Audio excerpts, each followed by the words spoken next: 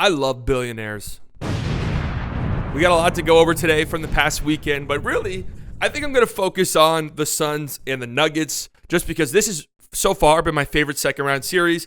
Outside of game one, every single game has been close, and we've had some just amazing individual performances from Jokic, from Devin Booker. So this series has been great, and now we have some added drama because of the Matt Ishbia, Nikola Jokic situation. Now, as of the time I'm recording this, there's been really nothing said about this from the league.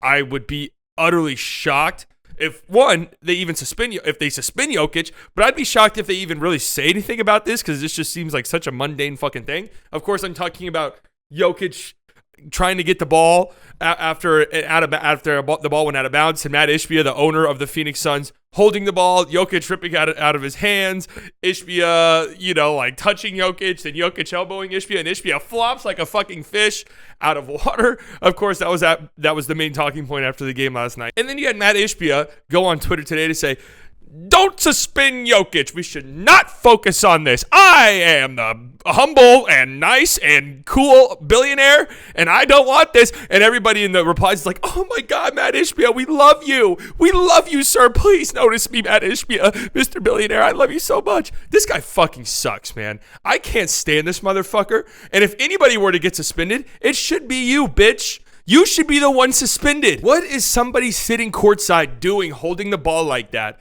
and not giving the ball to the player? I can't believe there's anybody who is taking his side on this. Anybody outside of Phoenix fans, which obviously, of course, it's their owner. They're going to stand by him, right? Although that wouldn't be the case for, I guarantee you if Mark Cuban did this shit, everyone would be hating Mark Cuban in the Mavericks fandom. But this is a common thing. I mean, yes, it's a dead ball, and Jokic has to get the ball to the refs for them to get the play going. But you see this all the time where players want to go quick if a ball goes out of bounds. They want the ball quick from fans. Chris Paul, Suns fans, Chris Paul is known for doing shit like this. If he knows they have a man advantage on an inbounds play, he wants the ball inbounded quickly. He yells at refs. He screams at refs. He gets mad at them if they don't give him the ball in a short enough amount of time. Okay, so this play happens all of the time where players want the ball quickly. I can't believe people are acting like this is some insane thing Jokic did. What Matt Ishbia did is fucking weird.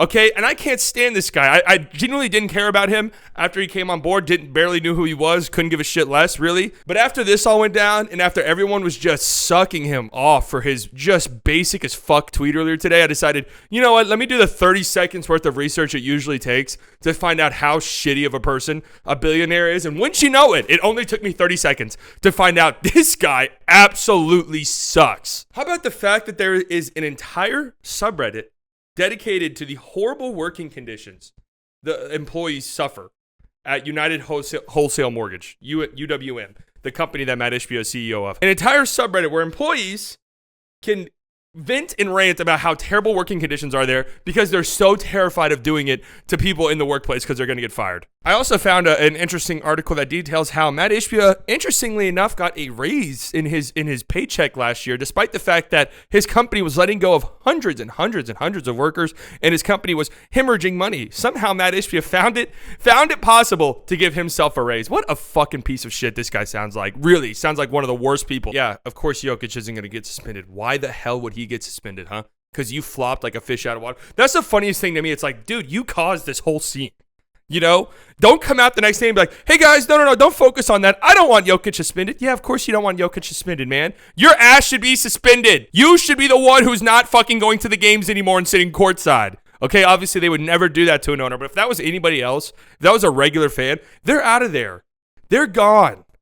I can't even believe this is a topic for debate. Of course Jokic isn't getting suspended. He shouldn't. He should not get suspended for this. Let's get serious. Let's talk about the basketball. Let's talk about the stuff going on in this series. Before the series started, I picked Nuggets in 7. I still feel like that could happen, although I will make this my new prediction. Whoever wins Game 6 in this series tomorrow, Game 5 in this series tomorrow night is going to go on to win the series in 6. That's my ultimate prediction. I think that if the Suns win tomorrow night, they're just going to have so much momentum, winning 3 straight games, going back to Phoenix for Game 6, that they'll just close it out at home.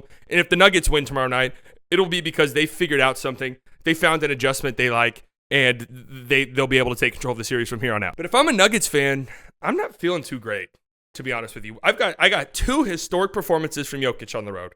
30, 17, and 17 in Game 3.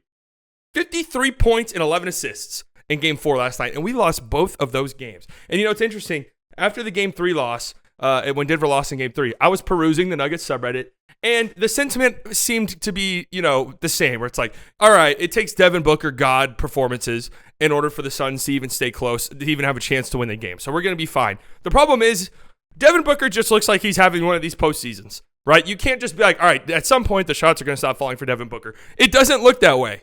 Like, yes, statistically, you would like to think that a regression is going to happen at some point, but he just cannot miss. The scoring output he's providing right now is absolutely insane, and KD hasn't been that great. Like, I think he's been a little bit better than what, like, the percentages will show you if you watch the games, but you still haven't gotten, like, a real dominant KD performance, and maybe we're not going to get one of those, but if you do, that's scary for you. That's scary for you as a Nuggets fan, especially because I've gotten historically great performances from our best player, and we've lost those games. So I am a little bit worried about this series right now if I'm the Nuggets, especially because, Jamal Murray, what the hell is going on?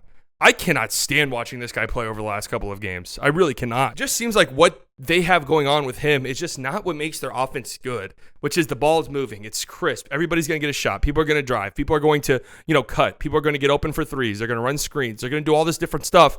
But now it's like you're getting to points in this game where it's like Jamal Murray has the ball for 20 seconds and he's hunting for mismatches or he's getting pick and rolls and it leads to nothing. His average time per touch way up in the postseason. That's not that shocking. That happens for players. The game slows down, right? You got to hunt mismatches and get baskets. So I get that, but still, his usage rate in this postseason also way up. It really feels like there's almost some weird thing going on with Jamal Murray where it's like he sees Jokic going off and he sees Devin Booker going off and he sees KD doing stuff and he's like, you know what? I got to go blow for blow. I'm in this tier as well. I got to get involved. I got to have the Jamal Murray game, the Jamal Murray performances, when that's just not what they need, man.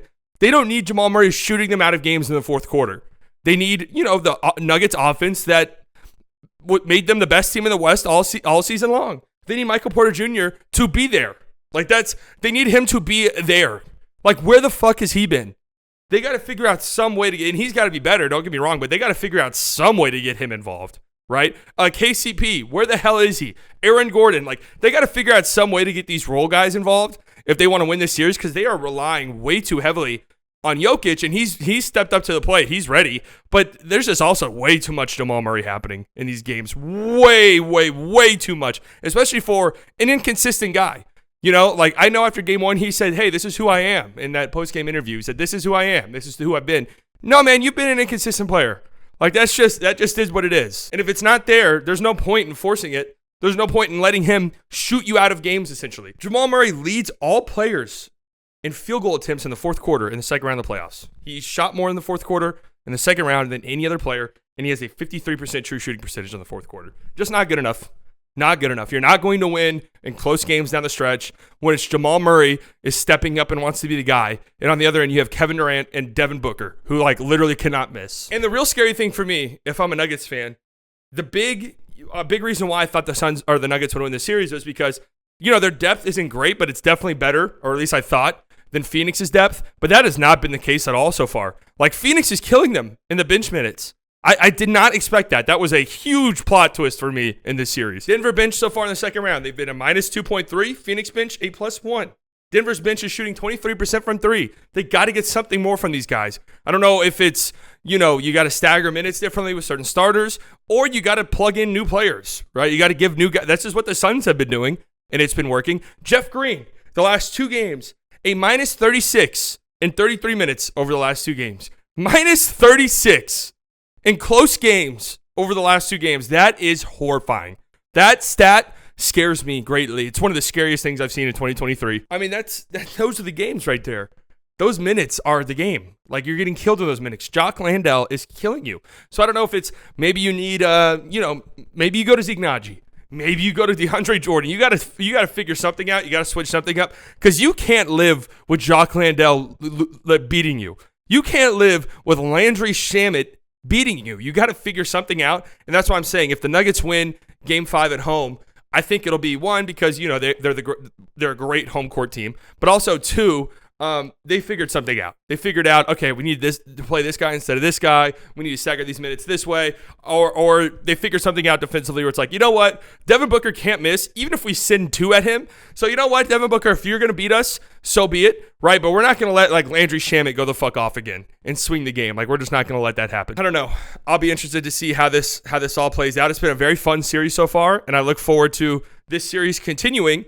And just touching on some of the other series, Lakers and Warriors. I'm wondering if this series is going to be like the Phoenix Mavs series from a year ago where it goes 7, but none of the games are really that great. You know, game 1 was fun. And that was only because the Lakers, like, the whole game, I feel like the Lakers were dominating, and then they shit their pants and allowed the Warriors to come back. That was a fun ending. But the last 2 games have just been brutally bad. Knicks Heat, God, I mean, are the Heat really about to make the conference finals? That is what it's starting to feel like. Jimmy Butler is just on a different planet. As far as playoff performers go, I just, seriously, they should do a study about it. And then Celtics and Sixers. This series is really good too, man. That was a great game yesterday. The Celtics, you know, they feel like the better team to me. They feel like, I think, talent-wise, just watching all these teams, they feel like, I think, kind of far and away the best team in the playoffs. But holy shit, man, they cannot get out of their own way. They cannot get out of their own way. And in a 7-game series against other good teams, if you slip up and beat yourself twice or 3 times, you're fucked. You're done. And they're in a dangerous position now. Best of 3 series the rest of the way. One of those games will be in Philly, and you know that place is going to be crazy. I still feel like the Celtics will win this series, but I picked them to win it in 5. Like, I thought that they would kind of handle business here. And, wow, they are... I don't know what it is. Jaylen Brown goes off in the first quarter. He doesn't get a single shot in overtime. How does that make sense? I don't know. He looks frustrated in post-game pressers. I don't know what's going on there, but they got to figure out a way to get him involved more. Because there is times, and I hate this. I hate when people do this, but there is times where he looks like the best player on the team. And then it's just like they stop going to him for one reason or another. I have no idea why that is. Either way, this playoffs has been great so far. I will be streaming again tonight. See you guys there. Toodaloo.